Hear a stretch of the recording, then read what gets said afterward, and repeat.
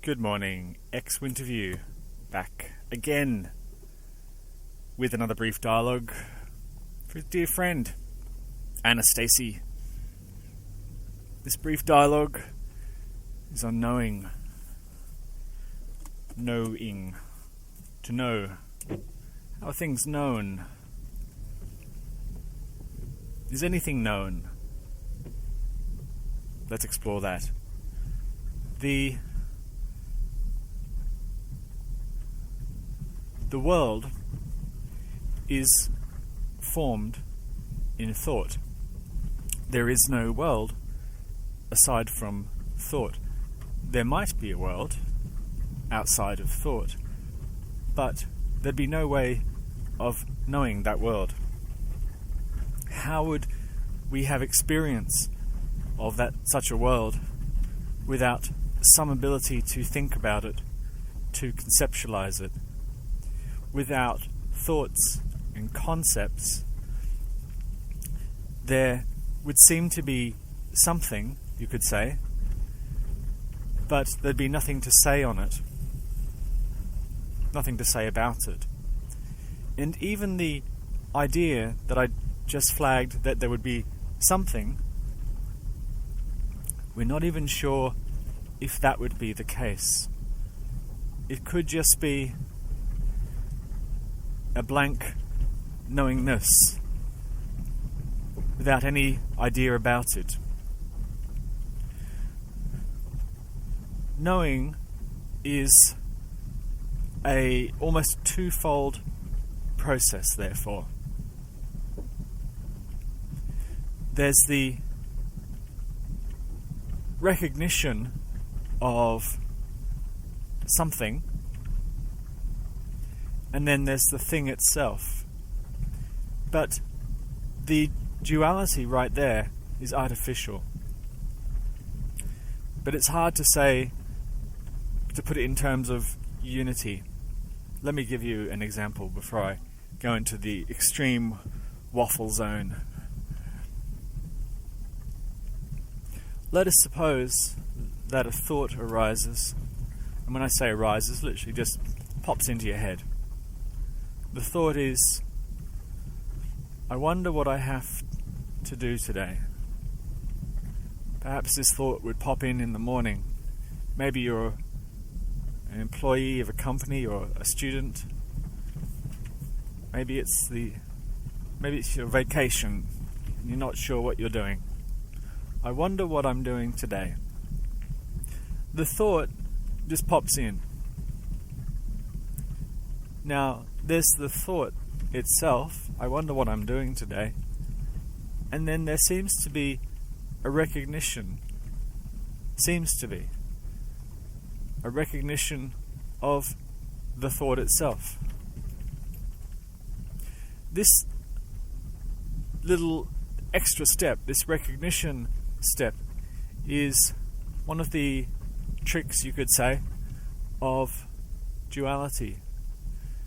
Gives the very subtle yet very distinct impression that someone or something is aware of the thought. There is nothing that is aware of the thought. This is the bit that the mind can't grasp. It struggles. It doesn't quite know what to make of it. There is nothing that is aware of the thought. There is simply the thought itself. The idea that something is aware of the thought is an idea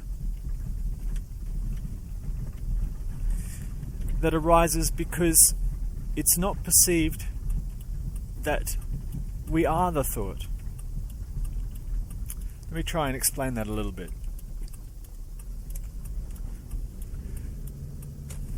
When there are strong ideas about what we are, I am a person, I'm a human, I'm a mortal, I'm a man, I'm a body. When there are strong ideas about that, then there are equally strong ideas about what we are not. So to say that we are the thought, it doesn't make sense, because that's not the way we think about ourselves.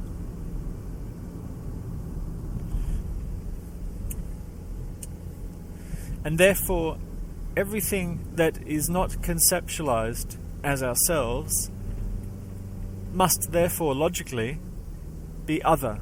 It's something other than me. And this gives rise to the state of awareness, the idea of something called awareness.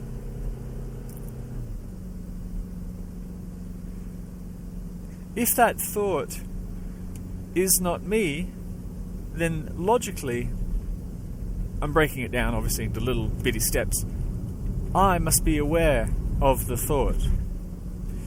There are many schools of philosophy, meditation schools especially, that try to cultivate or talk a lot about this thing called awareness. It's very confusing, because there isn't any awareness. Awareness is an idea that is born out of separation, the idea that we are separate from things. If we're separate from things, we must therefore be aware of things as they arise. I'm aware of this, I'm aware of this, I'm aware of that, and so on and so forth. But is this... therefore, how is anything known?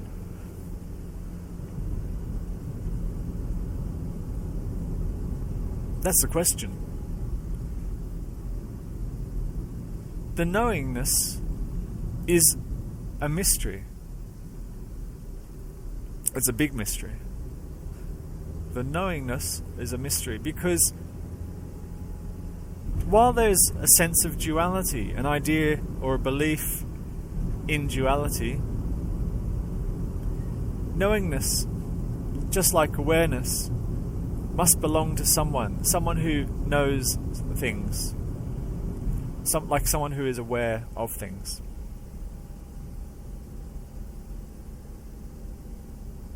But without a person at the center, without someone there to know, removing the knower from the equation, is anything known?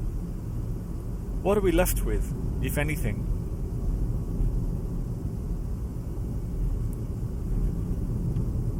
Then there's the secondary issue, and this is where it gets super confusing.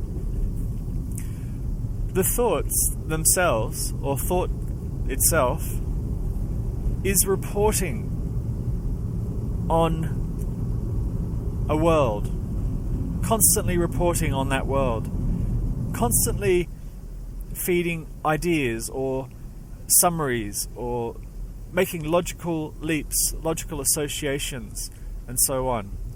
For instance, let us take a very simple idea of mathematics. First, when someone is first learning mathematics, you could say there is a lesson about 1, and when you add another 1, you get something called 2. And if you add another 1, you get a 3, and so on. That is thought reporting a system of logic.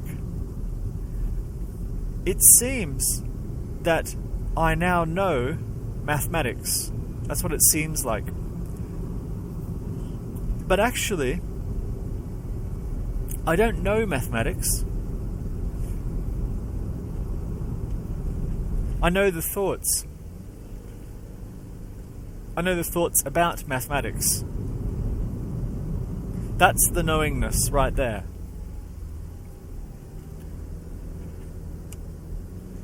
If someone tells me a fact about the world, it seems like I know something about the world, but I don't. I know about the thought, or I know the thought. and the thought is telling a story about the world. But what is this knowingness? This somehow knowing that there's a thought there at all? It comes back to a very similar problem of awareness. There must be someone who knows it. And because there's a fundamental belief in separation or duality, it must be me, I, that knows it. Let's look at it from another perspective, this knowingness. In enlightenment / liberation / non-duality, in the seeking, it seems that we're seeking enlightenment. That's what it seems like. But if we use just simple logic to look at that search, the fundamental presumption, well, there's a couple. Number one, there's a person there who's seeking, but that's a secondary issue in a sense. The primary issue is that if I'm seeking enlightenment, I must not be enlightened presently.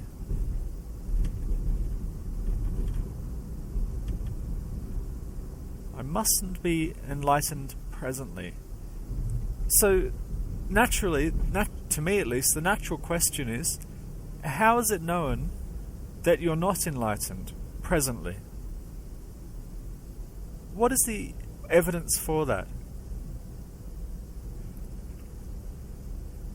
If we go back to thought and use our thought as a benchmark for that, we have to go on some point of reference to know that we're not enlightened, that this isn't enlightenment.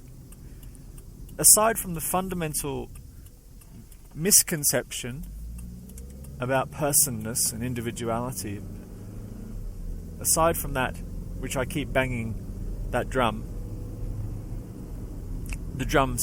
on which I keep banging,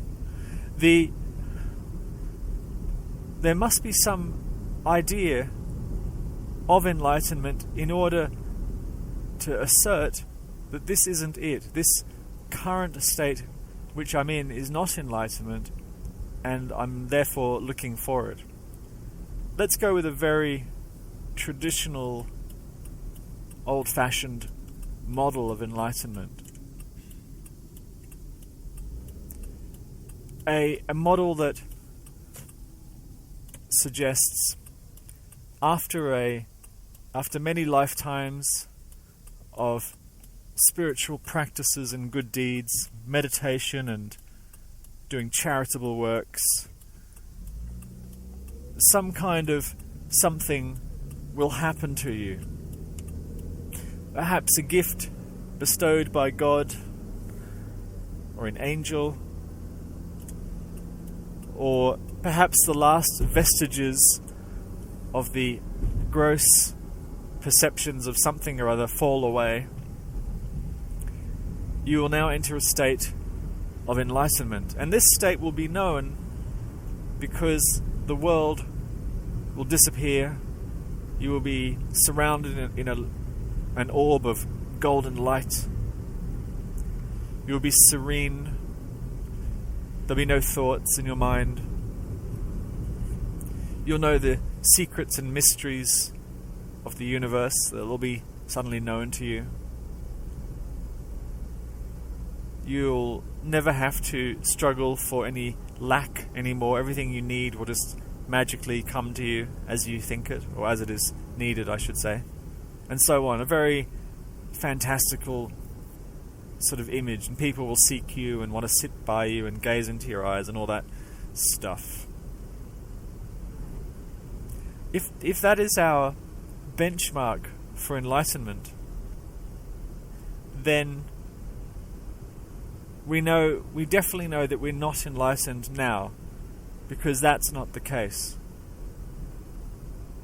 So you can see that whatever story is being told in the mind about enlightenment, that's the point of reference for enlightenment. That's how we'll know when we make it. And that's how we know that we're not it right now. But what if that is a thought story? A thought story that the mind is spinning. What if that is just a bunch of concepts that the mind has picked up hodgepodge, higgledy-piggledy from a bunch of different sources and amalgamated them into its own unified story about enlightenment? That story appears in the mind, maybe not consciously, but certainly when the benchmarks are not met, the mind has a pointer of reference, at least hidden away in the unconscious. For instance, I might be walking down the street and suddenly there's a sense of timelessness, a sense of time standing still, a blissful feeling, and so on. The mind recognizes that straight away. It has a point of reference already filed away under enlightenment features of, and suddenly goes, yes, this is it. I'm on my way, or I'm getting a taste of enlightenment, and gets very excited and can even flood the body with a lot of feel-good chemicals, serotonin and whatnot, dopamine. This is great. I'm getting enlightened, or I've made one step closer. And more annoyingly, it will reinforce any activities you've done towards that endeavor as valid. Anyway, that's a whole separate issue. The point is that the mind, once it has the points of reference, will be able to recognize or discard certain events as true or false. But that's all mind story, mind concept stuff. The fact that there's a knowingness of that, a recognition of that in general, without looking at the story particularly, is a little bit interesting.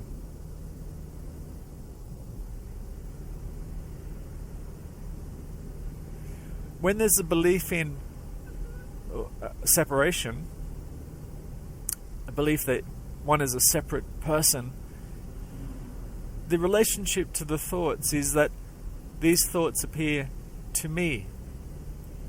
These are my thoughts. Or, put another way, I'm aware of the thoughts, or I know the thoughts.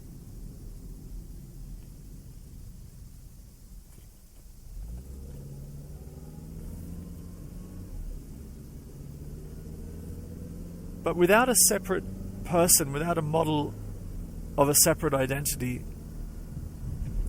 that knows it or is aware of it, we get stuck.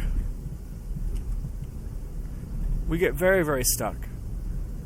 How can there be just the thoughts without a knowing, without a knower, or a person who is aware? How can it be?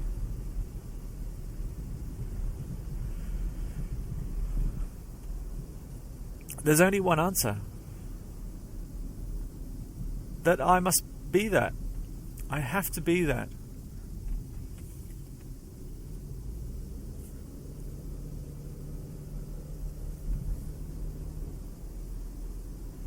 I suppose there's another answer. You could say that that's all there is. That is all there is. And we see that what happens is when we try and bring the person back, or when the mind brings the person into the equation, that's when we start to get secondary concepts like knowing, awareness, and so forth, because it's a way of explaining how these things are known. They're known because of something called knowingness. They're known because of something called awareness. And awareness or knowingness belongs to someone or something.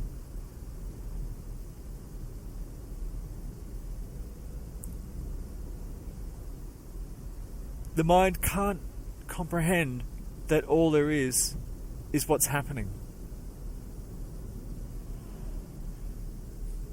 It can't comprehend, it doesn't know what to do with that. It has to inject a person or an agent of some description into that equation for it to make sense.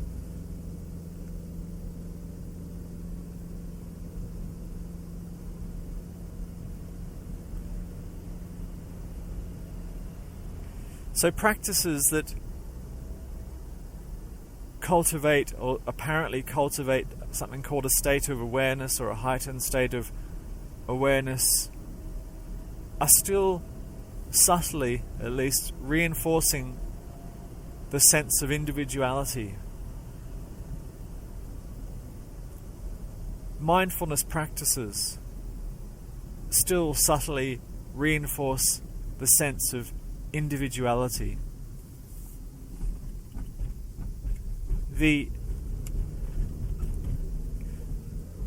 Even the clever ones where one recognizes, okay, there's no person, all there is consciousness, is a good one, and I am consciousness.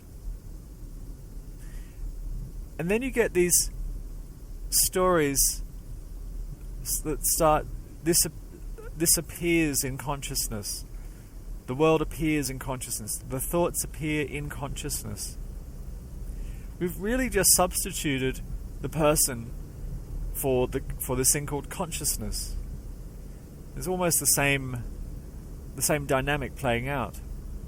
And now we can safely say, this thought arises in consciousness. This thought arises in awareness. It's still a duality. How could it be that that's all there is? And when I say that's all that there is, I mean there's just the thought. There's just the thought, and no one there who knows that. No thing that is conscious of it, aware of it. It's just what it is. The thought. The thought itself, the thing itself.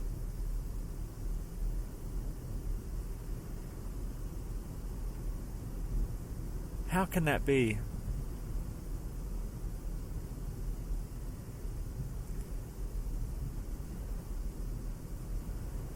Even listening to this dialogue, there'll be a sense that I'm listening to this. I'm trying to get something from this. I hope to get something from this. I hope to learn something from this. Very natural thoughts. The thoughts are totally natural. Like there's nothing, unusual about those types of thoughts. Where it gets funny is the separation, that I'm trying to learn something. I'm going to get something. I'm aware of this dialogue. I'm aware of something happening. All that type of thinking. I'm conscious of. All there is consciousness, and this dialogue is arising in consciousness. Two things.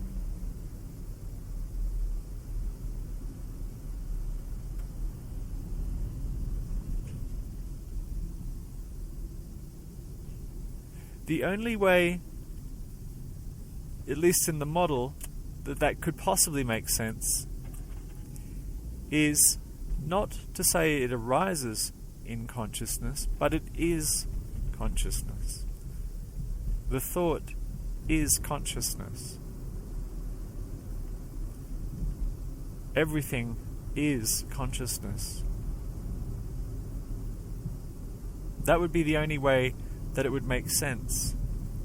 But then, once it makes sense, consciousness becomes redundant, because you realize you could say anything. Everything is spaghetti. It's just a word then. Everything is sponge cake, and so on. It's almost like giving it a special magical word somehow makes it a little bit more understandable. Consciousness. Everything is consciousness. Everything is God. Everything is energy. Everything is light. All those ideas. When we realize that we can't accurately label, or there's no point in labeling, or that the labels are superficial, we return back to a mystery, deep mystery, that we don't know what's happening, or knowing what's happening is impossible, except as the thoughts report what's happening. But is that knowing, or is that just a thought story?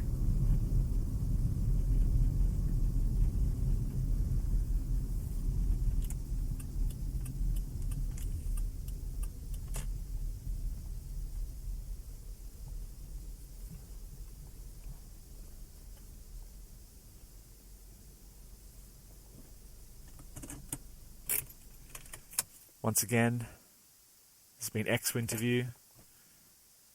Thanks for listening. Comments are very welcome.